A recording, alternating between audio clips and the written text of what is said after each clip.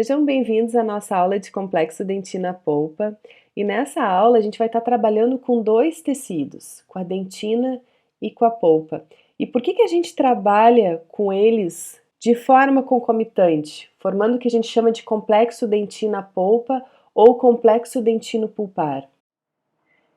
Então a resposta desse por que estudar esses dois tecidos, polpa e dentina, simultaneamente, está atrelado muito ao fato de que realmente esses dois tecidos eles estão intimamente relacionados. Se a gente resgata lá o processo de odontogênese, né? A gente sabe que a polpa e os odontoblastos que vão dar origem à dentina, eles são oriundos lá da papila dentária. E que se a gente olhar um pouquinho mais anterior ao processo de maturação, eles são células ectomesenquimais. Então, lá desde a sua formação, eles já têm a mesma origem, né? Os dois surgem a partir da papila dentária. Se a gente olhar num tecido maduro, na estrutura dentária, a gente tem aqui a região de dentina e aqui a gente tem a região, então, de polpa. E é fácil da gente visualizar como a polpa e a dentina, elas estão próximas aqui, né? Além disso, e a gente vai entender isso no decorrer, né, da nossa aula, quando a estrutura dentária ela sofre algum tipo de agressão, a dentina e a polpa vão unir esforços para tentar reaver esse processo, para tentar proteger a parte mais vulnerável da estrutura dentária, que é a polpa. Então não tem como a gente pensar em estudar a dentina e a polpa de forma separada. A gente acaba vendo eles juntos, porque a gente precisa pensar eles de uma forma conjunta. Mas apesar da gente visualizar, né, eles de forma conjunta, formando então o complexo dentina-polpa, a gente em alguns momentos a gente precisa olhar um, olhar o outro e depois somar. Então, se a gente for olhar de forma um pouco genérica, tanto a dentina quanto a polpa, o que a gente vai encontrar de estrutura ali? Então, a dentina, pessoal, é um tecido ricamente mineralizado e ele vai circundar grande parte aí da nossa estrutura dentária. Se a gente olhar nesse dente com um corte longitudinal, a gente vai ver que a dentina, ela tá desde da região da raiz até a região da coroa. Então, ela circunda, né, praticamente todo o nosso dente, aonde a porção aqui mais coronária da dentina, ela vai ser recoberta então por esmalte, e a porção radicular dessa dentina, ela vai ser recoberta aqui por cemento. Se a gente olhar com um pouquinho de atenção a textura que se apresenta aqui nessa imagem, a gente vai visualizar um monte de linhas aqui bastante finas, né? E na realidade, essas linhas estão representando aqui pra gente pequeníssimos, finíssimos tubos que estão presentes aqui na dentina e que partem, no caso da dentina coronária, desde a região da polpa até aqui a região em que ele faz a junção amelo-dentinária, né? Até que é o local em que ela se encontra com o esmalte. Lá na raiz, por sua vez, a gente vai ter esses túbulos dentinários partindo lá da região da polpa até então o encontro com o cemento, fazendo toda essa extensão da dentina e dando esse efeito, essa textura que a gente está enxergando aqui, ó. E se a gente for olhar com um pouquinho mais de atenção essa regiãozinha aqui, ó, como será que esses tubos pequenos, finíssimos tubos, como é que eles se apresentam? Então, nessa imagem aqui, a gente consegue enxergar um pouquinho da polpa, a dentina bem saliente aqui para nós, e aqui a gente enxerga a região do esmalte. E a gente visualiza essas finas linhas das quais eu estava falando para vocês e comentando que eram, na verdade, uma representação de finos tubos presentes na dentina. Esses tubos, pessoal, eles recebem um nome, se chamam túbulos dentinários, e a dentina é repleta deles. Inclusive, a gente diz que a dentina, ela tem uma estrutura tubular. E olha como a gente consegue ver bem a extensão deles, né? Partindo da região de polpa, indo até então encontrar a superfície ali do esmalte. Ele faz toda a sua extensão, esses túbulos, eles são numa quantidade enorme. Aqui nessa imagem, eles salientaram aqui 4 túbulos para nós, 4 túbulos dentinários para que a gente pudesse enxergar que eles realmente são túbulos, ó. E aqui vocês estão enxergando uma célula que vocês conhecem, que se chama de odontoblastos, aonde a gente visualiza o corpo do odontoblasto aqui, e aqui a gente visualiza o prolongamento desse odontoblasto dentro dos túbulos dentinários. Então isso significa que os túbulos dentinários da dentina, eles possuem no seu interior, no interior desses túbulos, a presença do prolongamento do odontoblasto que deu origem a essa dentina que a gente está visualizando aqui. E essa estrutura tubular, pessoal, da dentina, ela é importante porque ela permite que a dentina tenha uma certa resiliência, que ela consiga absorver alguns impactos da mastigação. Então, além dessa característica da dentina de ter uma estrutura tubular, ela também vai ser dotada de uma cor branca amarelada. E por que isso é importante? Se vocês bem lembram, o esmalte que está sobre essa dentina, ele é translúcido. Então, a cor da dentina reflete muito na cor da nossa coroa dentária e do que a gente visualiza, então, na cavidade oral do paciente. Então vamos falar agora um pouquinho a respeito da polpa, e ela está sendo mostrada aqui para nós na porção mais central do dente. Essa polpa, ao contrário dos tecidos que a gente vinha vendo até então, que era o esmalte e a dentina e que eram mineralizados, a polpa não é. E ela é formada então por um tecido conjuntivo e vai ter uma consistência bastante amolecida. Então, se vocês olharem agora essa imagem à esquerda, vocês também vão conseguir enxergar a polpa aqui na região mais central do dente. E se por acaso a gente fizer a remoção dessa polpa com uma cureta, a gente vai acabar chegando a uma imagem como a gente está vendo aqui à direita, onde a gente tem aqui o local, uma cavidade, onde anteriormente era ocupado pelo tecido pulpar. E essa cavidade a gente dá o nome de cavidade pulpar. Se vocês observarem a cavidade pulpar, vocês vão ver que essa regiãozinha aqui, ó, que fica então localizado na região de coroa, é diferente do que essa região que está aqui, ó, da cavidade pulpar, que fica então localizado na raiz do dente. Essa região aqui então da cavidade pulpar, que fica na coroa dentária, a gente chama ela de câmara pulpar. E essa regiãozinha aqui da cavidade pulpar, que fica na raiz do dente, a gente chama de canal radicular. Então, câmara pulpar e canal radicular. E ambos fazem parte da cavidade pulpar, que é toda essa região aqui.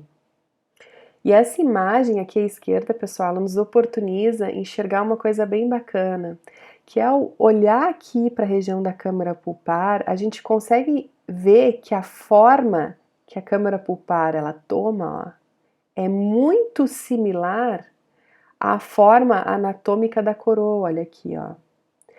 Né? É muito similar, então quer dizer que aqui tu tem uma vértice de cúspide e aqui tu tem uma vértice de cúspide, ó. E aqui as vertentes, né, da cúspide e aqui a vertente da outra cúspide. E olha como parece que a câmara pulpar, ela está imitando exatamente essa mesma morfologia. Aqui, ó, nessa região, correspondente ao vértice dessa região aqui, ó. E essa região aqui mais pontiaguda, correspondente ao vértice que tem aqui. E é realmente isso que acontece. A forma da câmara pulpar, ela se assemelha e muito à forma anatômica, né, do dente, no sentido da estrutura externa, do que a gente visualiza clinicamente. Então, a anatomia externa do dente, ela permite a gente vislumbrar um pouquinho de qual seria o melhor local de a gente intervir, quais são os locais que a gente tem que ter mais cuidado, né, ao colocar o nosso instrumental aqui para fazer qualquer tipo de procedimento. Porque regiões de vértice de cúspide são regiões em que tu tem uma elevação aqui em relação à câmara pulpar e, portanto, da polpa também.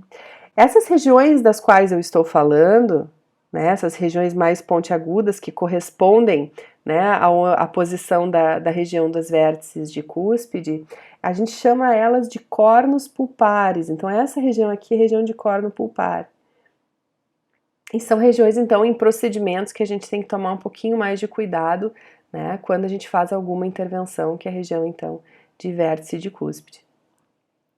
Então fica fácil da gente perceber que a polpa, ela fica confinada por uma extensa parede de dentina, que vai perfazer quase toda a extensão da polpa. Mas essa polpa, ela é um tecido vivo e ela precisa ser inervada, ela precisa ser vascularizada para que ela consiga se manter. E por onde que vem essa vascularização? Por onde vai passar essa inervação se a gente tem essa parede de dentina circundando, né, em grande parte essa polpa? Ela passa, pessoal, e chega até a polpa pela região, se a gente olhar bem a região apical da raiz, ela chega por meio do forame que tem aqui, né? Bem na região, então, no final do canal radicular. E esse forame a gente chama de forame apical, bem pela localização dele. E é por esse forame, então, que vão passar os vasos, vai passar a inervação, né? E é evidente, se a gente olhar para essa imagem, que a polpa, portanto, que está aqui, né? A polpa presente no canal radicular, é evidente que a polpa ela tem uma comunicação em grande parte direto com a região do periodonto. Isso significa que patologias que acometam a polpa podem acometer a região de periodonto ou podem levar a alguns efeitos nesse periodonto. E além do forame apical, pessoal, em alguns dentes a gente pode encontrar na porção lateral da raiz alguns canais laterais que são chamados, né? Como vocês estão enxergando aqui nessa imagem. Aqui em cima tem outro canal lateral, em que são canais que fazem também a ligação da polpa com a região periodontal, mas aí mais lateral, e pode passar por esses canais laterais aqui vasos sanguíneos. Mas o forame apical é onde vai acontecer o grande contingenciamento ali de vasos e inervação. Então, como eu tinha falado anteriormente para vocês, a polpa ela tem quase toda a sua extensão a presença de dentina. E a polpa ela fica confinada à região da cavidade pulpar. Então, quando acontece algum tipo de injúria que pode afetar e levar a um processo inflamatório dessa polpa aqui, a polpa ela não vai ter para onde expandir. Se vocês bem lembram, quando a gente machuca um dedo, a gente se corta, o que acontece? A gente tem a vermelhidão daquela localidade, fica vermelho, né? Fica inchado geralmente. E a polpa? A polpa ela também vai tender a inchar, é um tecido conjuntivo como outro qualquer e vai tender a inchar, mas ela não tem para onde expandir. E nesse sentido, a dor de dente, ela é muito forte. Tu tá com um tecido que é completamente confinado àquela região, que tem uma intenção de se expandir e ele não consegue, ele tá confinado. Então, isso provoca dor muito forte quando a gente tem processos de inflamação da polpa, que a gente chama então de pulpites, né? As pulpites são inflamações da polpa que causam então dores bastante fortes, né? Quem já ouviu o relato de dor de dente já viu que é um relato bastante agudo, geralmente. E aqui vocês estão enxergando então uma imagem que é uma cárie, né, profunda, em que a gente tem então um processo de injúria que está sendo sentido por essa polpa, promovendo o processo de inflamação e que leva então a uma dor bastante acentuada para o paciente. Então, depois que a gente viu algumas características gerais da polpa e da dentina, a gente vai focar um pouquinho da nossa atenção para a dentina, tentando compreender qual é a composição dessa dentina, como que ela vai se formar para ela ter a estrutura que ela tem e que estrutura é essa que ela tem. A dentina, então, ela é composta por um conteúdo inorgânico, por um conteúdo orgânico e por água. E se vocês bem lembram, são os mesmos componentes lá do esmalte. No entanto, aqui a porção inorgânica, ela corresponde a 70% do total da dentina, enquanto lá no esmalte o conteúdo inorgânico ele representava 97%. Então, o conteúdo inorgânico da dentina, ela é menor em proporção, em porcentagem, do que do esmalte. A porção orgânica da dentina, ela corresponde a 18% do total da dentina, e de água a gente tem 12%. A porção inorgânica da dentina, ela, em similaridade novamente com o esmalte, é composta por hidroxiapatita, e a gente conversou sobre quem é essa hidroxiapatita lá na aula de esmalte. Para quem não lembra, pode ir lá para revisar um pouquinho esse conteúdo. Mas aqui também na dentina, a porção inorgânica, ela vai ser constituída por hidroxiapatita. O material orgânico do esmalte perfazendo 18%, então a gente já vê que ele é maior do que a gente tinha lá no esmalte. Lá no esmalte essa porcentagem era de 1%, então vocês veem uma grande diferença em relação à dentina.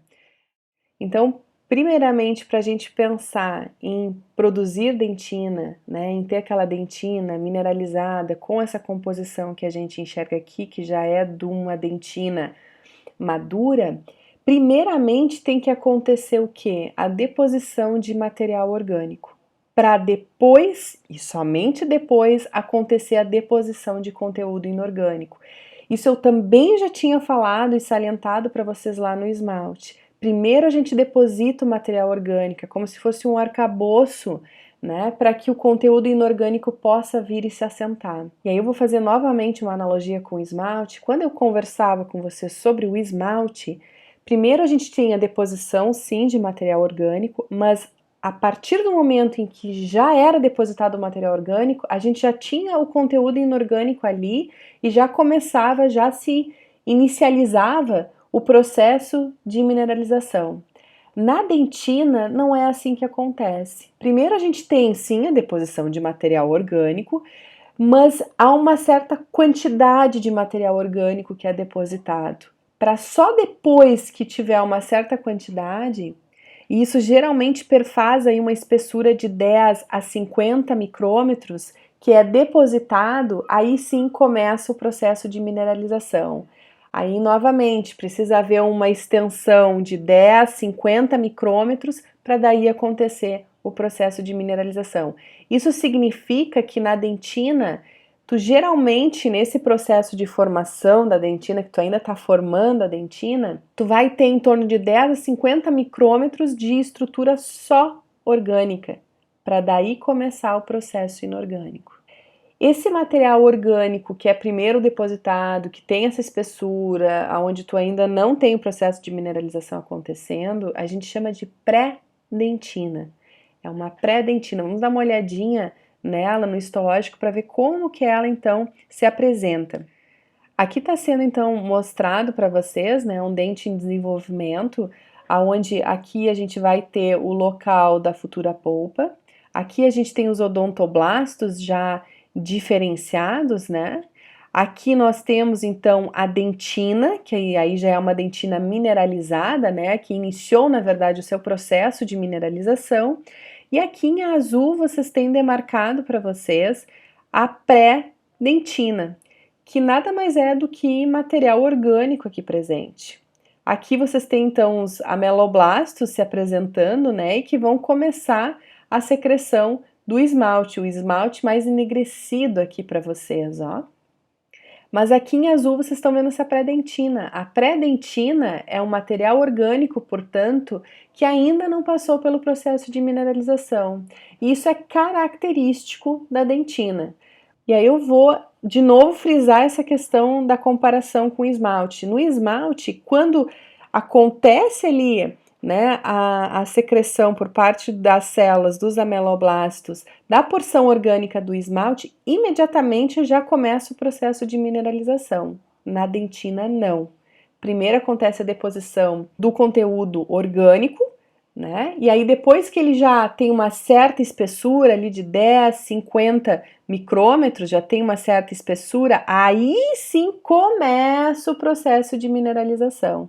Então, no dente em formação, significa que geralmente eu vou ter aparência aqui de pré-dentina, porque essa dentina ela ainda precisa ter né, uma espessura bem maior do que está representada aqui para vocês, eu vou ter a presença da pré-dentina e a dentina acima aqui, né, próxima à região do esmalte, em que aqui sim eu já tenho um processo de mineralização acontecendo e aqui a pré-dentina, onde eu ainda não tenho o processo de mineralização acontecendo. Então agora que a gente já entendeu que a pré-dentina ela é constituída por porção orgânica, do que ela é constituída mais especificamente?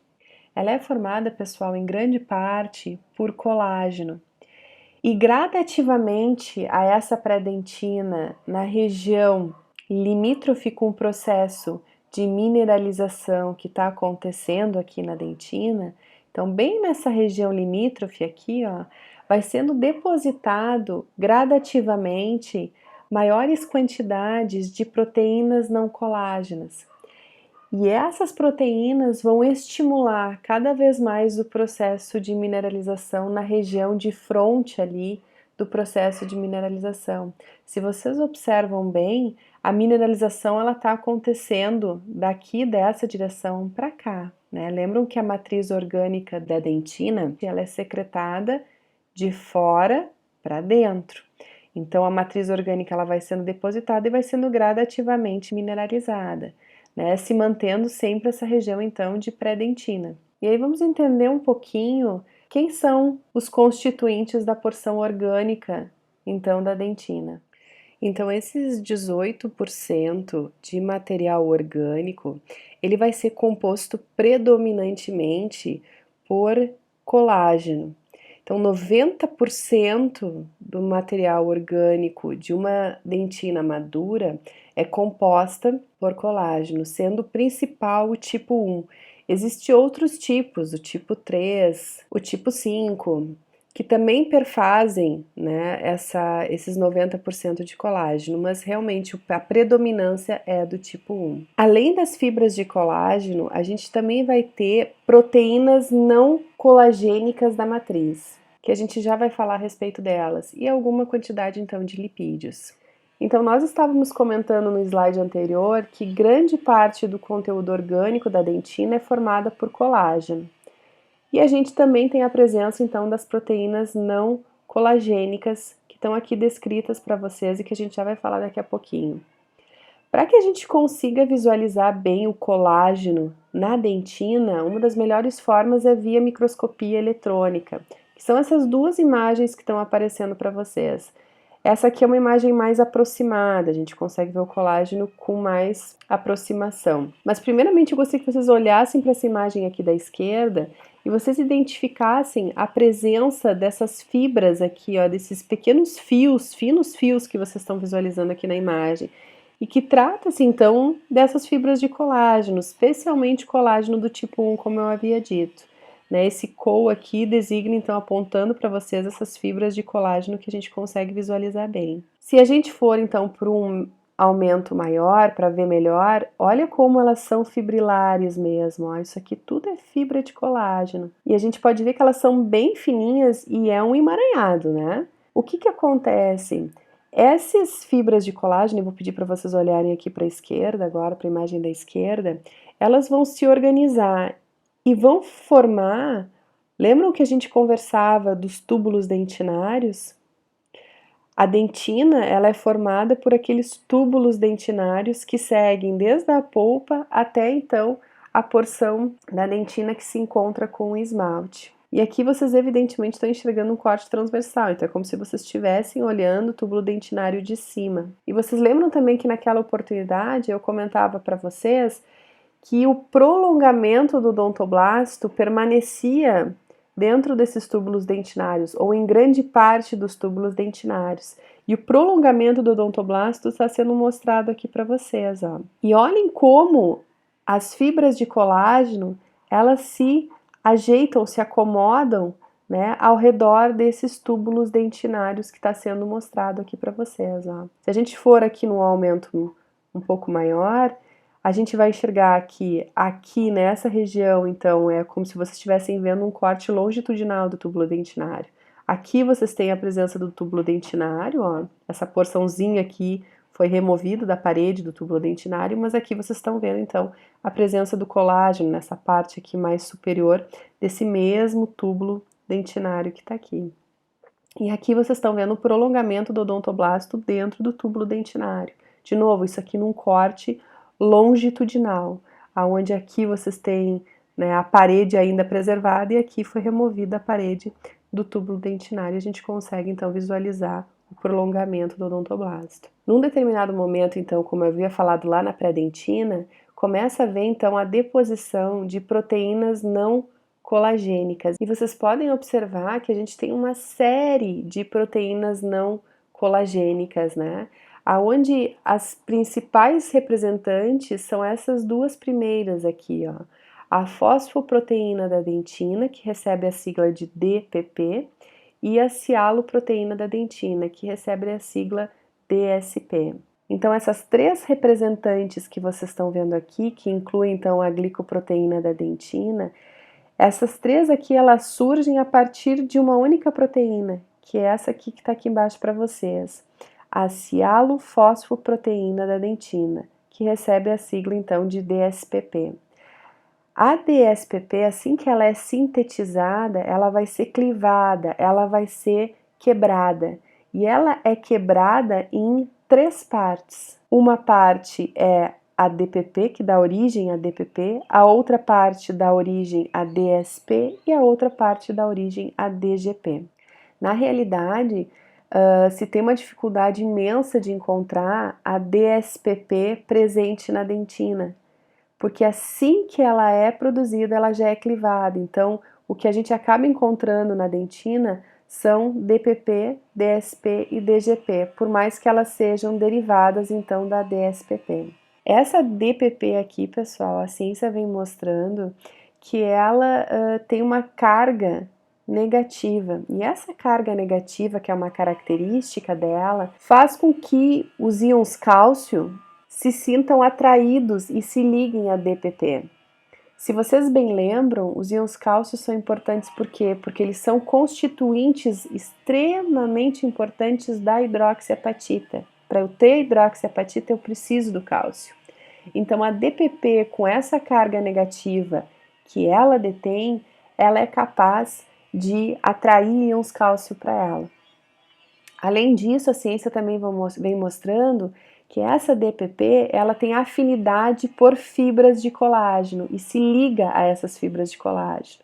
Então, uma vez que a DPP ela é depositada nas fibras de colágeno, possivelmente ela se liga a elas e ainda atrai cálcio para aquela região, auxiliando então no processo de mineralização da dentina. Dessa forma, pessoal, a DPP ela vai ser depositada nas fibras de colágeno da matriz orgânica da dentina no momento em que eu preciso iniciar a mineralização da dentina. Mas vocês precisam lembrar que a pré-dentina ela é um conteúdo não mineralizado, ela é uma estrutura não mineralizada ainda. Então, a DPP ela só pode ser depositada depois que a pré-dentina ela está pronta para, então, fazer a sua mineralização. Uma outra proteína que está sendo mostrada aqui para vocês, que é não colagênica, são as proteoglicanas.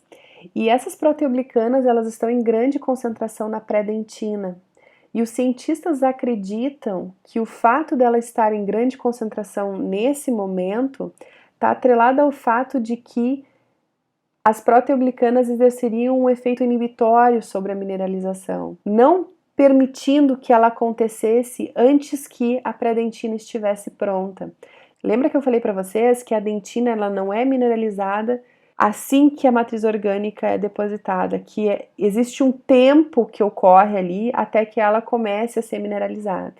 E nesse período, a gente chama aquela estrutura que tem só estrutura orgânica de pré-dentina. E esse tempo, então, da pré-dentina até que ela inicie o processo de mineralização é extremamente importante para que as fibras de colágeno fiquem na espessura adequada, no tamanho adequado, tenham a arquitetura adequada, para que aí sim, só então a mineralização acontecesse. É como se a gente pensasse o seguinte: a matriz orgânica, quando ela é depositada, ela vem e molda aquela região. Lembra que a gente tem que ter os túbulos dentinários, né, em que fica aquele prolongamento do odontoblasto lá dentro. Então, a arquitetura aqui, ó, olha como ela é sutil, olha como ela precisa ser trabalhada. E até que essa arquitetura ela não esteja pronta, a mineralização não pode acontecer, porque depois que tu mineralizar, para tu desmineralizar é um processo mais complexo. A sensação que dá é que a pré-dentina e esse tempo da pré-dentina é para que a modelagem fique adequada ali, é para que todas as estruturas estejam em posição, para só então vir a mineralização e ser fixado aquela estrutura ali. E dentro desse contexto, as fibras de colágeno, elas são extremamente importantes, porque é como se ela oferecesse então, como a gente pode visualizar com facilidade aqui, todo o arcabouço, né, da estrutura da dentina, para então ela receber, né, a mineralização de bom grado. Então, só a título de comparação, pessoal, com o tecido ósseo e os tecidos mineralizados do dente, em especial o esmalte e a dentina, só para a gente ter uma noção de quem tem uma maior dureza e quem tem uma menor dureza, a dentina, ela tem uma dureza ligeiramente maior do que o osso. No entanto, ela tem uma dureza menor do que o esmalte. Então, o esmalte, ele teria uma dureza bastante grande, né? E depois, então, seguido pela dentina e depois, então, o com uma menor dureza seria o tecido ósseo. É bom a gente fazer essa reflexão porque, às vezes, o osso para nós a gente tem uma noção maior em relação a propriedades físicas dele, né? Em relação à dureza dele, por exemplo. Então, esse comparativo nos permite fazer uma reflexão o quão duro é realmente esse esmalte e é realmente, então, essa dentina.